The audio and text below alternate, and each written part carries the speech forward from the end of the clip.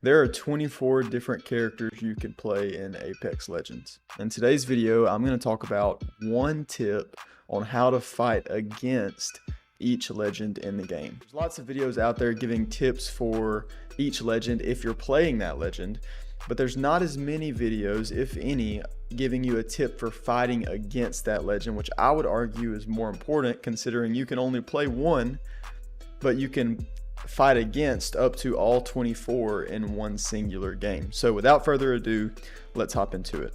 We're going to walk through this alphabetically. So we're going to start with Ashe at number 1. And for Ashe, the tip for fighting against her is to never step away from cover. This may seem simple and it may seem obvious for all legends, but with Ashe it's really important that you do so because of her snare.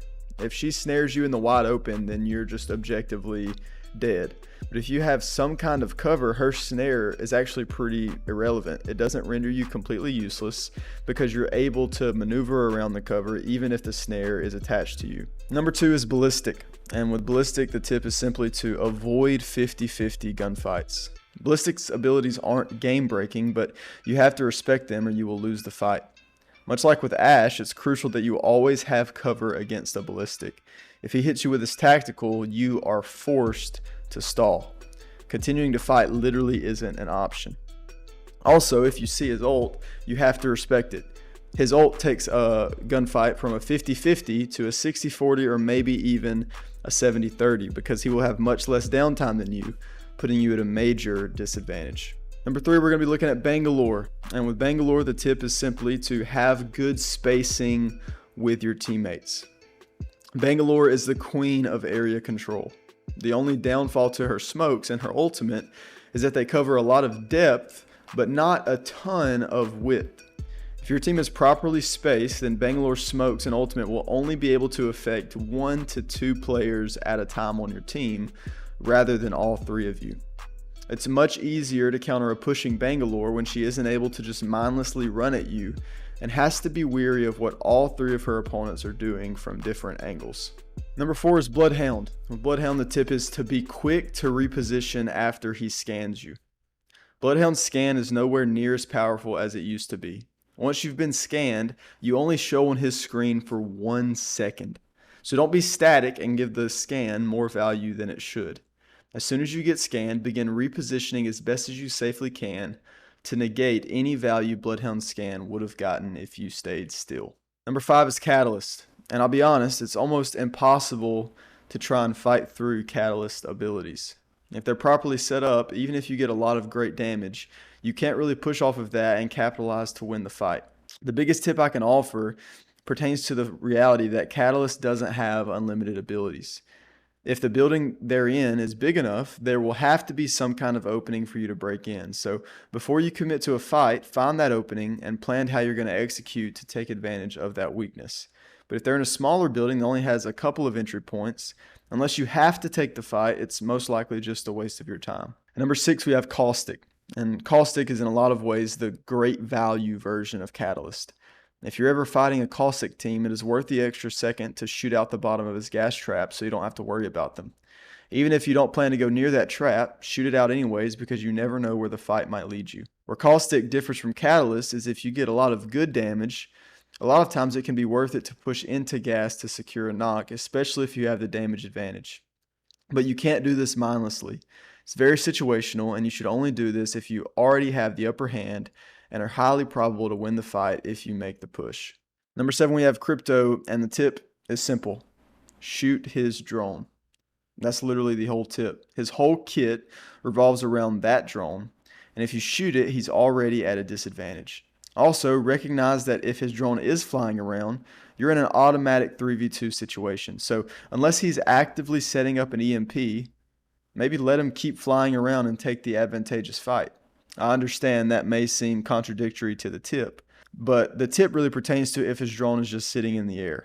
If his drone is simply sitting in the air getting intel, then quickly put a bullet or 2 into it and make his whole kit completely ineffective. But if he's flying around trying to maneuver it to make some sort of play, take the 3v2 gunfight. Number 8, we have Fuse. And for Fuse, the tip is to try to avoid playing behind one isolated piece of cover. Apex Legends is a game of playing behind cover, but against Fuse, you need to try and make that cover as big and wide as possible. His cluster grenade deals a lot of damage, and if you're behind one isolated piece of cover, you're either going to get shredded by his cluster or be forced into the open where you'll be shredded by his team. If you know you're fighting a Fuse, stay positioned around cover where if you do get clustered, you can avoid the nade while still maintaining proper protection. And number 9, we have Gibraltar. The tip here is to force him to use his bubble defensively. When you get a knock, do a lot of damage, or use utility and resources to pressure, make him use his bubble on defense. If you give him free reign to bubble whenever, then a good Gibby will pick apart your team. But if you force his bubble defensively, and if you have enough pressure, you can actually push into his bubble situationally. If you have an upper hand in any way and you can safely get close enough to pressure the bubble, then force him into an unfavorable bubble fight. At number 10, we have Horizon. Her black hole is really only good if you let it be good. When she gets ready to throw it, or even before she gets ready to throw it, your team needs to preemptively decide whether you're going to avoid it or shoot it. If 3 people or even 2 people shoot at it, it will be destroyed in the blink of an eye. But if you're indecisive or aren't in agreement, it will completely sway the fight and you will most likely lose. Number 11, we have Lifeline. And in my opinion, Lifeline is one of the most annoying legends to team fight against in Apex. You can do all the damage in the world, get all the knocks in the world, but if they play well and stall, that will all be meaningless because you simply can't capitalize. Literally, the best way to fight against the Lifeline team is to hard focus the Lifeline. You need to immediately communicate to your team that Lifeline has to go down first. If you down her, then it's an easy win. But you can also do enough damage to force her out and force her to use her health drone on herself. If that's the case, then you can make a more aggressive play and capitalize while she isn't getting a ton of value out of her abilities. At number 12, we have Loba. And the reality of it is, none of Loba's abilities inherently influence the outcome of a fight.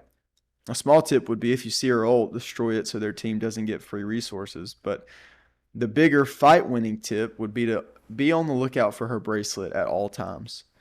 A good Loba will take an aggressive off angle and use her bracelet as a getaway card, or will use her bracelet to find an off angle to fight your team. If she does either of these things, your team should focus her if at all possible. You want her to either have to use her bracelet to retreat and make the fight more simple, or more ideally, if she uses her bracelet to find an off angle, she will be completely isolated with no way out. So if she does that, do everything you can to push her without making yourself vulnerable to her teammates and make the fight a 2v3. Number 13, we have Mad Maggie. Maggie's abilities are good, but if you're conscious of your situation and surroundings, they're almost always avoidable. Much like with Ash, you need to make sure you have multiple pieces of cover so that if she uses her drill on you, it's easy for you to sidestep without compromising your position. Her ball is the same way. Unless she's right on top of you when she uses it, it's easy to see that it's coming and to sidestep it. Unless the ball bounces off of something, it travels in a very easy to predict, straightforward path. Number 14, we have Mirage. Over time, as you play against Mirage, your discipline to not shoot his clone will gradually increase. New players struggle with this, but experienced players won't as much. One unconventional tip I will give is if the opponent already knows where you are, sometimes it can be beneficial to actually shoot his clones, because then they often get tunnel vision and challenge you as if they have some really big advantage in the fight. So if you have a good heady, or you're in a position where you're confident you'd win a duel, intentionally shoot that clone to try and draw him and his teammates out. At number 15, we have Newcastle. Newcastle has some of the hardest abilities to counter in the game, and he's simply better than Lifeline in the sense that if you focus him, he has abilities to self-sustain and prevent you from taking any advantage in a fight. The only way to ever take advantage of a Newcastle is to be right in their face. If he ever has any room to breathe, you will essentially just be wasting resources trying to fight his team. Instead of using your resources to try and win the fight, use whatever resources necessary to get as close as possible before trying to squad wipe. Once you get close, if you're able to team up on Newcastle, then great. But if you down someone else on his team, you can either push him while he's rezzing and wait on the res to get a re-knock, or in most cases, you will want to focus their third teammate and catch them in a 1v3 like a fish out of water. Number 16, we have Octane. If you're the team initiating a fight against an Octane, 90% of the time the Octane will be out of position, with the exception of in-game fights. The best way to take advantage of Octane players is to initiate when he is most isolated. Ideally, you'll get a knock, but even if you don't, you will prevent him from grouping up with his team, and you can isolate a 3v2 or a 3v1 depending on the circumstances. At number 17, we have Pathfinder. Pathfinder is similar to Loba in the sense that his abilities will either be used to push you or to run away. If he uses his grapple to push you, then punish him while his team lags behind. And if he uses his grapple to retreat, then take advantage of his teammates while he's trying to recoup and rejoin the fight. Number 18 is Rampart.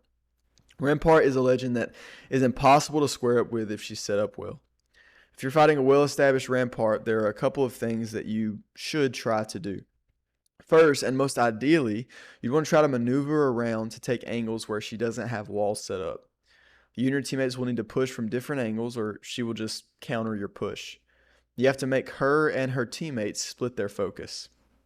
Second, if you aren't able to push, then try to find an angle where you can see her wall, but she can't see you, and shoot out the shield so that you can at least deal damage to apply pressure. At number 19, we have Revenant. Now, at the time of recording this video, Revenant has been reworked, so I am going to give a tip for his current state, but I'm also going to give a tip for his reworked state, kind of preemptively expecting what's to come for him. Current Revenant, you have to be aware if he or his team ever ults. Many times you can send one or two back to the totem, but stall for the third so when the totem runs out, you're able to pick them off. But if that's not possible, then you need to kill them out of the ult while taking minimal damage, and any damage you take needs to be immediately healed from as you watch for their second push to begin.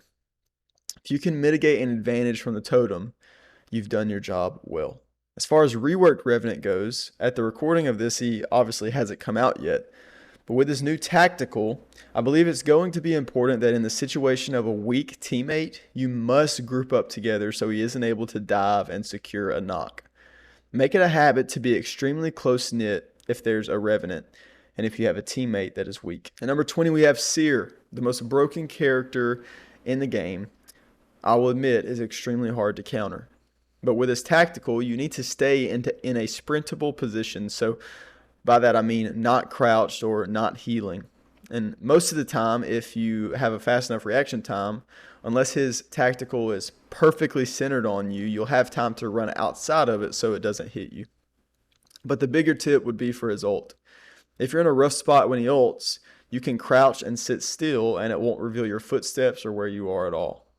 This can also be helpful if you wanted a surprise attack to try and secure an early knock and advantage in the fight. Number 21, we have Valkyrie. Valkyrie's entire kit is basically useless. She has the worst tactical in the game by far and an underwhelming ultimate. The only thing you really need to be aware of is making sure that she doesn't steal high ground from you. Understand your surroundings, and if there's a way for her to get high ground, make sure she can't get it without getting ripped to shreds by you and your team. Number 22, we have Vantage. The best tip I have for Vantage, which may seem simple and obvious, is to close the distance gap between you and her. This is a useful tip for lots of situations, but especially for Vantage. If you close the gap, you make all of her abilities obsolete. Her team can't react well to info from her passive. Her sniper is borderline useless, and she's easy to fry if she tries to jump away to her bat due to the fact that she can only move linearly in one direction. So always try to close the gap, but don't do it at the expense of all your health and shields. Use resources, nades, guns, abilities to close the gap and put the fight in your favor. Number 23, we have Wattson. A properly set up Wattson is probably the hardest legend to counter in the game. She's unpushable with good nodes. You can't nade her with an ult up. You can't destroy her ult if she has ult excels, and you can't outpoke because of the shield value her ult offers. I genuinely think Wattson is one of the most underrated legends in Apex, especially for winning games in ranked. The problem Wattson has is her lack of effectiveness if she isn't set up in a building. So if you run into a Wattson team that has a godly setup, check the map and zone to determine whether they're going to need to move. If they are, then completely ignore them until that time comes. But if they don't have to move and a fight is imminent, then you have to bust doors, use windows, and try to creatively deal damage and take an advantage. Like I said before, due to the nature of her ult, you won't outpoke, So your team needs to coordinate and shoot at one person if at all possible to try and secure a ton of damage or even a knock. Once that comes, try to shoot out nodes from across the room to make a push. Number 24, last but not least, we have Wraith. In my opinion, Wraith is the most overrated character in Apex. The biggest tip I can give for fighting Wraith is don't let her use her tactical as a get out of jail free card. That's what it's meant to be, but it doesn't really do a good job at it anymore. Most of the time, you can keep up with her even when she uses it and can finish off the kill once she's out. The only exception to this would be if she's trying to bait you back into her team. And situational awareness is key here. If you aren't conscious of where her team is, you'll get overzealous and be killed. But if you are conscious, you can make a play to either down the Wraith or gain more space while she retreats to her team to heal. So that right there is one tip for fighting against every legend in Apex. And for some of them, it was several tips, but I believe all those tips are really helpful. Some of them may seem more obvious than others, but each of them are crucial to understand for each legend that you're fighting. If you watched the video all the way to this point, be sure to drop a like, comment, and subscribe. Let me know what you think of the video. Let me know if you have any tips and what kind of content you want to see in the future. But please subscribe, please drop a like. It helps me out a ton. And I hope you learned something new. I'll catch you guys in the next video. Peace.